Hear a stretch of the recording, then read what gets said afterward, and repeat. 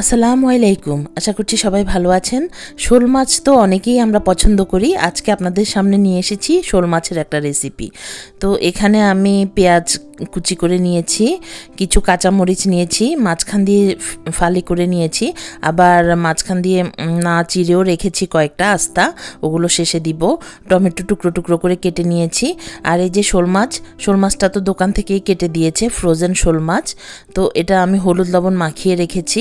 এখন একটু হালকা ভাজি করে নিচ্ছি, কারণ যেহেতু ফ্রোজেন মাছ যদি বেশি পুরনো হয় তাহলে হয়তো একটু স্মেল আসতে পারে, সেই জন্যে। কিন্তু না, মাছটা ভালো ছিল। আমি রান্না করার পরে যখন খেয়েছি তখন দেখলাম যে না, ফ্রেশ ছিল মাছটি। তো এভাবে যদি আপনারা রান্না করেন দেখবেন যে আপনাদের আর মাংসের প্রয়োজন হবে না, এতটাই সুস্বাদু। তো এরপর হচ্ছে যে হালকা ভাজি করে মাছটা আমি উঠিয়ে রেখেছি। এরপর ফ্রাই প্যানে আমি একটু কুকিং অয়েল দিয়েছি আর পেঁয়াজগুলো দিয়ে দিয়েছি। পেঁয়াজগুলো আমি একটু ভেজে নিব, তারপর একটু নরম হলে অন্যান্য মশলাগুলো অ্যাড করব আর কি, রেগুলার যে মশলা আমরা রান্নার জন্য ব্যবহার করি সেগুলো।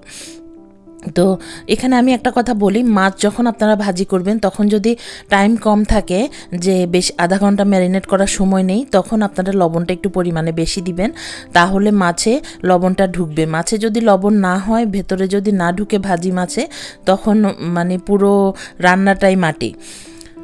আর এই যে আমি একটু লবণ অ্যাড করে দিলাম পেঁয়াজে, এখন আরেকটু ভেজে নিচ্ছি। আরেকটু ভাজা ভাজা হওয়ার পরে আমি মশলা অ্যাড করব।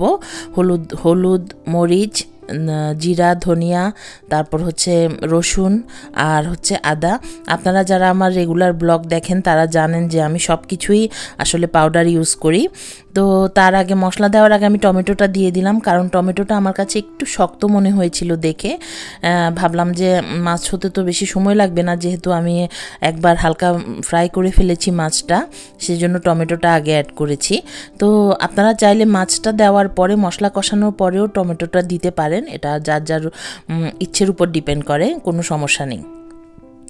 তো এইখানে আমি এখন দিয়ে দিচ্ছি এই যে হলুদের গুঁড়ি দিয়ে দিলাম, তারপর হচ্ছে যে অন্যান্য মশলাগুলো আমি এখানে একের পর এক অ্যাড করে ফেলবো, করে ভালো করে মশলাটাকে আমি একটু কষিয়ে নিব। কষিয়ে নেওয়ার পরে হচ্ছে যে মশলাটা যখন স্মেলটা চলে যাবে, যে তখন আমি হচ্ছে যে একটু পানি দিয়ে দিব, পানি দিয়ে আর একটু কষিয়ে তারপর আমি মাছটা অ্যাড করে দিব। তো মাছের ক্ষেত্রে আমি একটা কথা বলি, যে মশলাটা যত ভালো করে কষাবেন মাছটা ততই টেস্টি হবে। আর হচ্ছে এই ধরনের মাছে আসলে খুব একটা বেশি পানি দিতে হয় না, একটু মাখা মাখা হলেই খেতে ভালো লাগে আর কি। তো যাই হোক, আমার মশলা অ্যাড করা হয়ে গেছে। এখন আমি এটা নেড়ে চেড়ে ভালো করে মিশিয়ে নিচ্ছি টমেটো এবং পেঁয়াজের সঙ্গে। তো আশা করছি আপনাদের কাছে আজকের রেসিপিটি ভালো লাগবে। তো এখানে আমি একটা কথা একটু করে বলে নিতে চাচ্ছি, এখনও পর্যন্ত যারা আমার চ্যানেলটি সাবস্ক্রাইব করেননি, প্লিজ আমার চ্যানেলটি সাবস্ক্রাইব করবেন এবং হচ্ছে আমার ভিডিওগুলো দেখবেন, লাইক কমেন্ট শেয়ার করবেন। আর হচ্ছে যে যারা সাবস্ক্রাইব করে আমার পাশে আছেন, আমাকে কমেন্ট করে উৎসাহ দিচ্ছেন, তাদের প্রতি আমি আন্তরিক কৃতজ্ঞতা প্রকাশ করছি। তো এই যে এখন আমি পানিটা দিয়ে দিলাম, পানি দেওয়ার পরে এটা হচ্ছে যে ভালো করে আমি কষাবো, কষানোর পরে আমি মাছটা অ্যাড করব। আমার মশলাটা কালারটা অনেক ভালো এসেছে, দেখতে পাচ্ছেন যে কালারটা দেখে খুব ভালো লাগছে। তো রান্না করার পরেও কালারটা খুবই সুন্দর এসেছিল, ক্যামেরায় যতটা না ভালো লেগেছে তার চাইতে বেশি ভালো লেগেছে বাস্তবে। এই যে মাছগুলো আমি অ্যাড করে দিলাম। এখন আমাকে ভালো করে এটা মিশিয়ে দিতে হবে, যেন মশলাটা মাছের সঙ্গে ভালোভাবে মিশে যায়।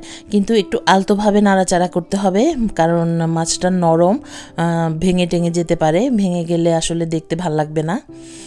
তো আমি আস্তে আস্তে করে এটা মিশিয়ে দিচ্ছি। এখন না খুব বাংলাদেশের কথা মনে পড়ে, যে বাংলাদেশে এই শীতের সময়টাতে নানা রকমের ফ্রেশ মাছ, সবজি, অনেক মজার মজার খাবার। আমরা তো সব কিছু ফ্রোজেন এনে খেতে হয়। আমাদের আসলে টেস্টটা খুব মিস করি, বাংলাদেশের খাবারের টেস্টটা খুব মিস করি। যত সুন্দর করেই করি না কেন, আমার কাছে মনে হয় যে বাংলাদেশে এখনকার যেই সবজি বা মাছের যে টেস্ট, সেটা এখানে আমরা পাই না। তো যাই হোক, আমার ইয়েগুলো মাছগুলো মোটামুটি ভালোভাবে কষানো হয়ে গেছে। এখন আমি একটু পরিমাণ মতো কুসুম গরম পানি দিয়ে দিচ্ছি। গরম পানি দেওয়াটাই ভালো, ঠান্ডা পানি দিলে আসলে মাছগুলো বেশি একটু নরম হয়ে যাবে। রান্নাতে এমনিতেও মুরগি রান্না করেন বা অন্য যে কোনো কিছুই রান্না করেন, গরম পানিটা ইউজ করার চেষ্টা করবেন, তাহলে টেস্টটা ভালো আসে। তো এই যে আমি কয়েকটা কাঁচামরিচ দিয়ে দিচ্ছি যেন ঝালটা একটু ভেতরে যায়। আর বাচ্চারা আসলে এই মাছটা বেশি একটা মানে খাবে না, ওরা তো চিকেন ছাড়া আর কিছুই খেতে চায় না। সেই জন্য আমি একটু ঝাল ঝাল করেই রান্না করছি যেন আমরা মজা করে খেতে পারি, সেই জন্যে। তো আমার মাছটা হয়ে গেছে। আমি এখন একটু ধনেপাতা আর ওই যে গোটা যে কাঁচামরিচ কয়েকটা রেখেছি এগুলো উপর দিয়ে দিচ্ছি। তারপর ঢেকে দিব যেন স্মেলটা ভালোভাবে মাছের সঙ্গে মিশে যায়। তো এই যে ফাইনাল লুক, খুবই টেস্টি ইয়াম্মি শোল মাছ, আপনারা অবশ্যই ট্রাই করে দেখবেন। তো আজকে এই পর্যন্তই, আমি আজকের মতো বিদায় নিচ্ছি। সবাই ভালো থাকবেন, আল্লাহ হাফেজ।